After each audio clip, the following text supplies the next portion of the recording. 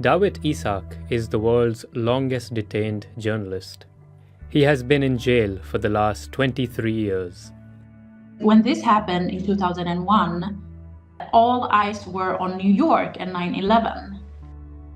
And when I think about it now, well, of course, who would care about some journalists in a small East African and very young nation? Betlehem was only 8 years old when she last saw her father, Dawit Isaak. Dawit was one of the founders of Setit, Eritrea's first independent newspaper. He was jailed without trial alongside journalists and government figures after his newspaper published letters demanding democratic reform.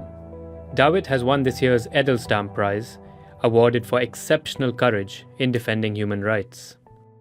I remember my father as very kind and calm, and we used to stroll around our city eating gelatos. Today I have my own child, and I cannot imagine going long periods of time without seeing my child. I tried to tell him that Grandpa is not here because he's a courageous man, and he will be back soon. Dawit fled to Sweden in 1987 during Eritrea's independence war, returning once the country had separated from Ethiopia in 1993. It was finally free and people felt hopeful and happy.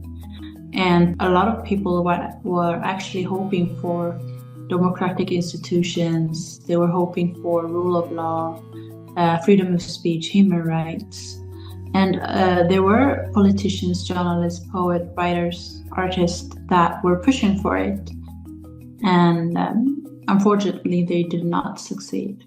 Eritrea has only ever had one president, Isaias Afwerki.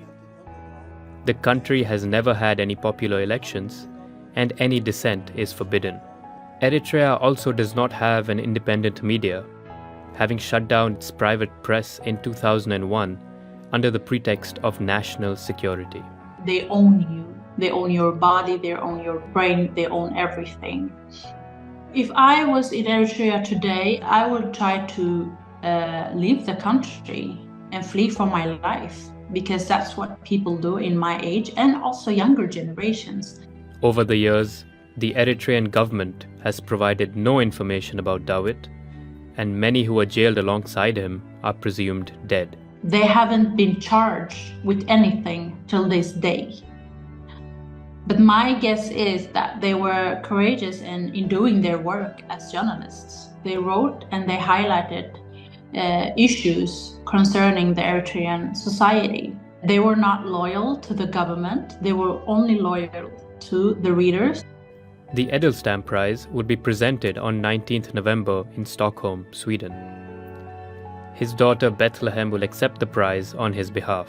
We should do as my father, and we should do as many brave men and women as them, to continue their work, to continue in their footsteps and do what they do.